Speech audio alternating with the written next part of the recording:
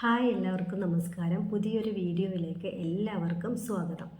ഇന്ന് നമ്മൾ ഡിസ്കസ് ചെയ്യാൻ പോകുന്ന ടോപ്പിക് എന്ന് പറയുന്നത് പോസിറ്റീവ് മനോഭാവമുള്ളവരായിരിക്കാൻ വേണ്ടിയിട്ട് നമ്മുടെ ലൈഫിൽ നിന്നും ഒഴിവാക്കേണ്ട 5 കാര്യങ്ങളെക്കുറിച്ചാണ്.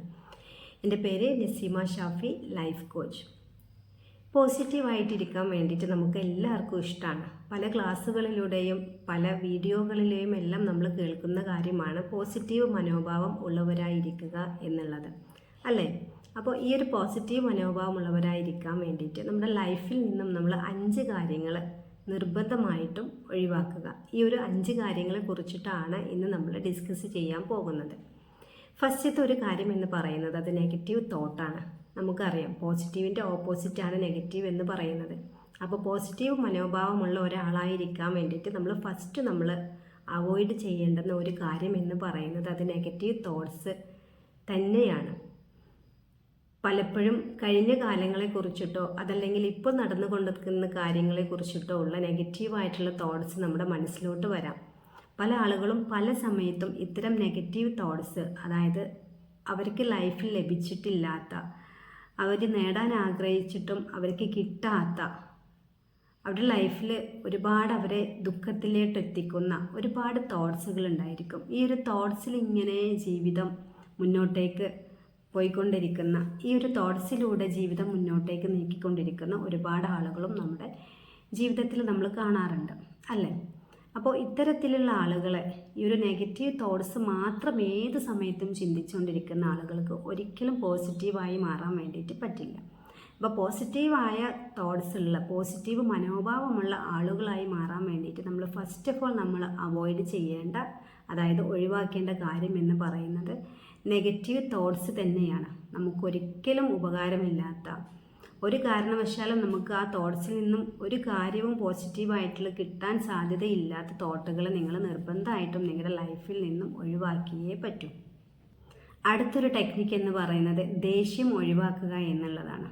പലർക്കും ദേഷ്യത്തെ കൺട്രോൾ ചെയ്യാൻ പറ്റാത്ത അവസ്ഥകളിലൂടെ എല്ലാം കടന്നു പോകുന്നത് നമുക്ക് കാണാൻ വേണ്ടിയിട്ട് പറ്റും. ഈ ഒരു ദേഷ്യം നമ്മുടെ മനസ്സിൽ സൂക്ഷിച്ചു കഴിഞ്ഞാൽ ഒരിക്കലും നമുക്ക് സന്തോഷിക്കാനോ പോസിറ്റീവായിട്ട് ഇരിക്കാനോ പറ്റില്ല. അപ്പോൾ അടുത്തൊരു ടെക്നിക്ക് എന്ന് പറയുന്നത് നിങ്ങളുടെ ദേഷ്യം നിങ്ങൾ കുറക്കുക എന്നുള്ളത് തന്നെയാണ്. പരമാവധി നിങ്ങൾ ദേഷ്യത്തെ ഒഴിവാക്കാൻ വേണ്ടിയിട്ട് ശ്രദ്ധിക്കുക. അതിൻ്റെ ഫസ്റ്റ് സ്റ്റെപ്പ് എന്നോണം നിങ്ങളുടെ ദേഷ്യം നിങ്ങൾ കുറച്ച് കൊണ്ടുവരിക. ഈ ഒരു ദേഷ്യം കുറക്കുന്നതിലൂടെ തന്നെ നമ്മളെ നന്നായിട്ട് സന്തോഷത്തിലോട്ട് എത്തിക്കാനും അതോടൊപ്പം തന്നെ പോസിറ്റീവ് മനോഭാവമുള്ള ആളുകളാക്കി മാറ്റാനും വേണ്ടിയിട്ട് പറ്റും. നമ്മൾ വേറൊരാളോട് ദേഷ്യപ്പെടുമ്പോൾ നമ്മൾക്കാണ് അതിൻ്റെ ഒരു ആഫ്റ്റർ എഫക്റ്റ് ലഭിക്കുന്നത്, നമ്മുടെ ഇമോഷൻസിനെയാണ് അത് ബാധിക്കുന്നത് എന്നുള്ള ഒരു ഉറച്ച ബോധം നമുക്ക് എല്ലാവർക്കും ഉണ്ടായിരിക്കുക. നമ്മൾ മറ്റുള്ളവരോട് ദേഷ്യപ്പെടുമ്പോൾ നമ്മളോട് തന്നെയാണ് ദേഷ്യപ്പെടുന്നത് എന്നുള്ള ഒരു തോട്ട് നമുക്ക് ഉണ്ടായിക്കഴിഞ്ഞാൽ ഒരിക്കലും നമ്മൾ കാരണം കൂടിയോ കാരണം കൂടാതെയോ മറ്റുള്ളവരോട് ദേഷ്യപ്പെടാൻ വേണ്ടിയിട്ട് നിൽക്കില്ല. അപ്പോൾ ഫസ്റ്റത്തെ സ്റ്റെപ്പ് പറഞ്ഞത് നമ്മൾ നെഗറ്റീവ് തോട്ട്സ് ഒഴിവാക്കുക എന്നുള്ളതാണ്. അടുത്തൊരു ടിപ്പ് നമ്മൾ പറഞ്ഞത് നമ്മുടെ ദേഷ്യം ഒഴിവാക്കുക എന്നുള്ളതാണ്. അടുത്തൊരു ടിപ്പ് എന്ന് പറയുന്നത് നെഗറ്റീവ് സോങ്സ് കേൾക്കുന്നതും കാണുന്നതും ഒഴിവാക്കുക എന്നുള്ളതാണ്. പലർക്കും ഇഷ്ടമാണ് നെഗറ്റീവായിട്ടുള്ള, ഭയങ്കര സാഡായിട്ടുള്ള സോങ്സ് ഇങ്ങനെ കേട്ടിരിക്കാൻ. ഈ ഒരു സോങ്സൊക്കെ നമ്മുടെ ലൈഫിൽ നമ്മളെ സ്വാധീനിക്കും. അതായത് നമ്മൾ എന്താണോ ചിന്തിക്കുന്നത് അതാണ് നമ്മളുടെ ഭാവി നിശ്ചയിക്കുന്നത്. കഴിഞ്ഞ കാലത്തിൽ നമ്മൾ എന്താണോ ചിന്തിച്ചിട്ടുള്ളത് ആ ഒരു ചിന്തയുടെ അനന്തരഫലമായിട്ടാണ് ഇപ്പോഴത്തെ ഒരു ലൈഫ് എന്ന് പറയുന്നത് നമുക്കുള്ളത്.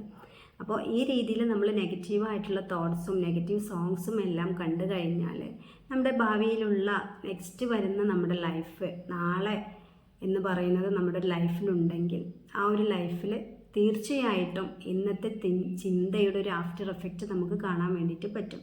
അപ്പോൾ നമുക്ക് നെഗറ്റീവായിട്ടുള്ള ചിന്തകളും ഒഴിവാക്കുക, അതോടൊപ്പം തന്നെ നെഗറ്റീവായിട്ടുള്ള സോങ്സും നിങ്ങളുടെ ലൈഫിൽ നിന്നും ഒഴിവാക്കുക. അടുത്തൊരു ടിപ്പ് എന്ന് പറയുന്നത് നമ്മുടെ ലൈഫിലെ ദുഃഖകരമായിട്ടുള്ള കാര്യങ്ങൾ മറ്റുള്ളവരോട് ഷെയർ ചെയ്യുന്നത് സ്റ്റോപ്പ് ചെയ്യുക എന്നുള്ളതാണ്.